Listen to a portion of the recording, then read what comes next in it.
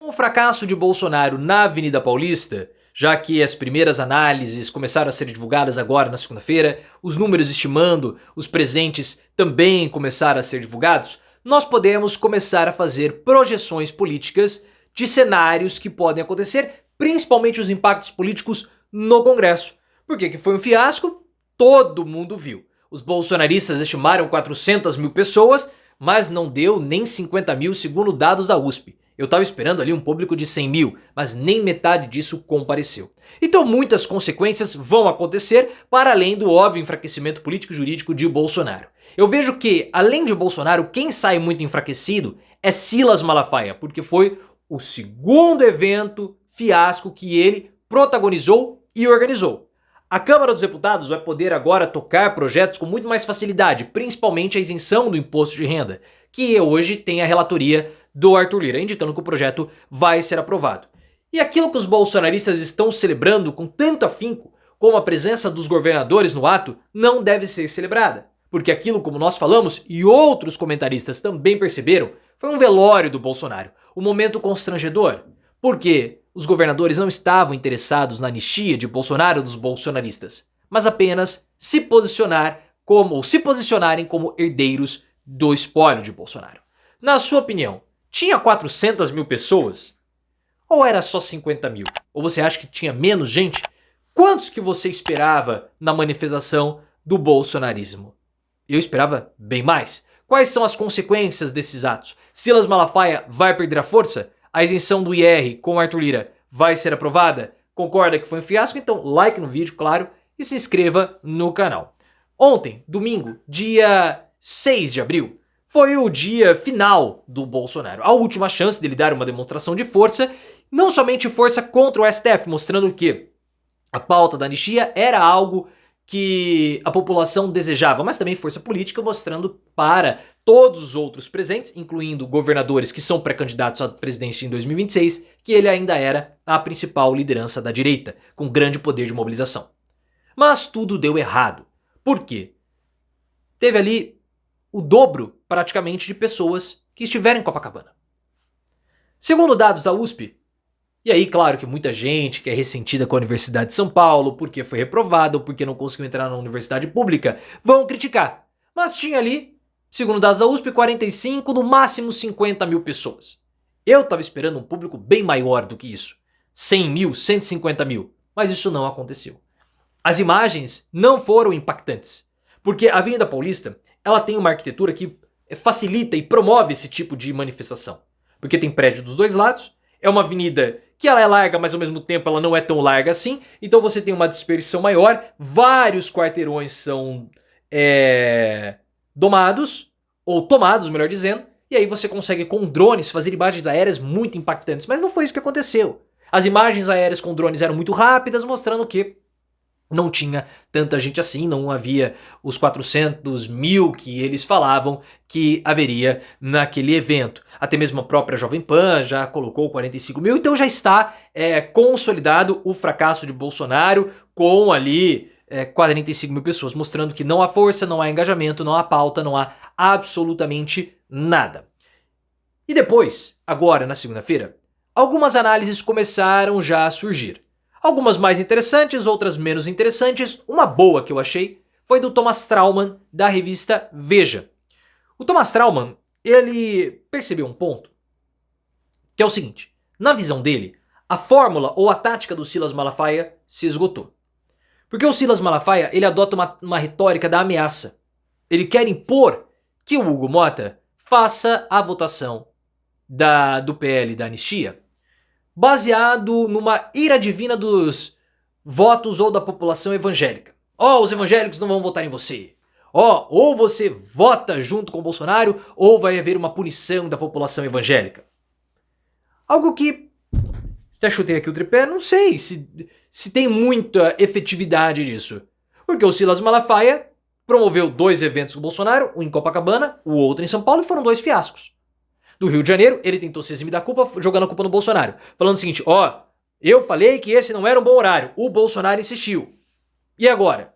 Qual é a desculpa do Malafaia para o fracasso em São Paulo? Não tem. Na visão do Thomas Trauman, a melhor forma para a direita se promover seria através do Nicolas Ferreira. Só que tem um problema, o Bolsonaro não quer promover o Nicolas Ferreira. Porque o Nicolas, ele é alguém diferente do Bolsonaro. Ele é um bolsonarista, mas é um bolsonarista diferente. Nós já falamos várias vezes aqui no canal que ele é um bolsonarista muito mais alinhado à doutrina do Pablo Marçal, que é aquele bolsonarismo que prega prosperidade, que prega não a destruição do Bolsonaro, mas uma vertente mais religiosa. E o Bolsonaro não quer que isso acabe sendo promovido. Então, o Malafaia se enfraquece. O Thomas Trauman também teve uma percepção muito parecida com a nossa a respeito dos governadores. Ele fez até uma comparação que talvez ele tenha visto meu vídeo, porque o que eu falei? Eu falei o seguinte, os governadores, eles estavam lá para velar o Bolsonaro. O ato na Avenida Paulista se transformou num velório de Bolsonaro. Por quê? Porque esses governadores, Caiado, Zema, Ratinho Júnior e Tarcísio de Freitas, não estão se importando com a anistia do Bolsonaro. Eles não estavam lá para apoiar o Bolsonaro ou para apoiar qualquer tipo de anistia. Eles estavam lá para se posicionarem diante do bolsonarismo. Nós somos os herdeiros do Bolsonaro. Porque não importa o candidato bolsonarista contra Lula em 2026. Porque todas as pesquisas mostram que Lula contra os candidatos bolsonaristas tem a mesma intenção de votos. E os bolsonaristas também têm a mesma intenção de votos. Tanto Bolsonaro, Tarcísio, Michele, não muda. Isso foi mostrado na Atlas, foi mostrado na Quest e no Datafolha. Então eles precisam vencer a competição interna entre eles para irem contra o Lula no segundo turno para terem chance de vencer. Porque nós vamos ter 49% para a direita, 49% para o Lula e 2% em disputa. Então eles estavam lá para velar o Bolsonaro e para se posicionar. E foi humilhante para o Bolsonaro estar ao lado do Caiado. Ele detesta o Caiado, mas o Caiado foi lá.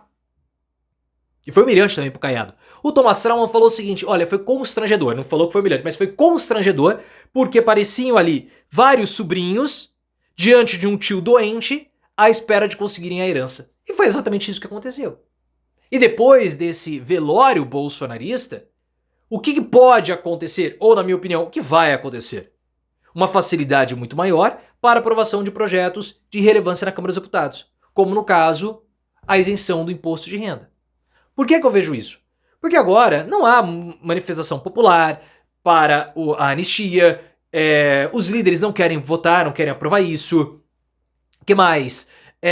As próprias pesquisas mostravam que a maioria da população não tem a pauta da anistia como uma pauta prioritária e os congressistas precisam aprovar logo a isenção do imposto de renda.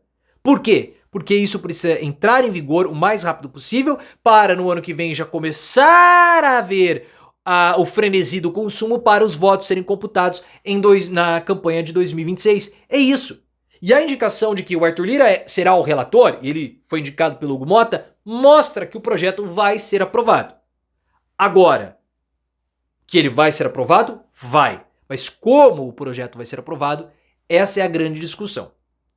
Muito possivelmente, o Hugo Mota indicou o Arthur Lira para ser o relator como um pagamento pela indicação do Mota como presidente da Câmara dos Deputados.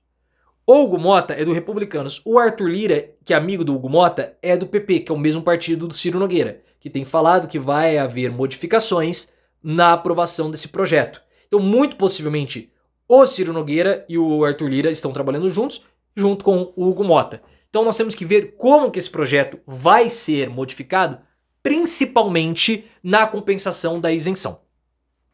O Lira, ele também tem que tomar muito cuidado, porque essa é a última chance que ele tem. O que é muito interessante, né? Porque o Renan Calheiros, que é adversário dele em Alagoas, foi relator do Bolsa Família. E agora o Arthur Lira vai ser o relator da isenção do imposto de renda. Mas por que eu estou dizendo isso? Porque o Lira, depois que ele deixou a presidência da Câmara dos Deputados, ele apodreceu em Alagoas. Quem acompanha a política alagoana aqui pelo canal percebeu isso. Já comentei num vídeo.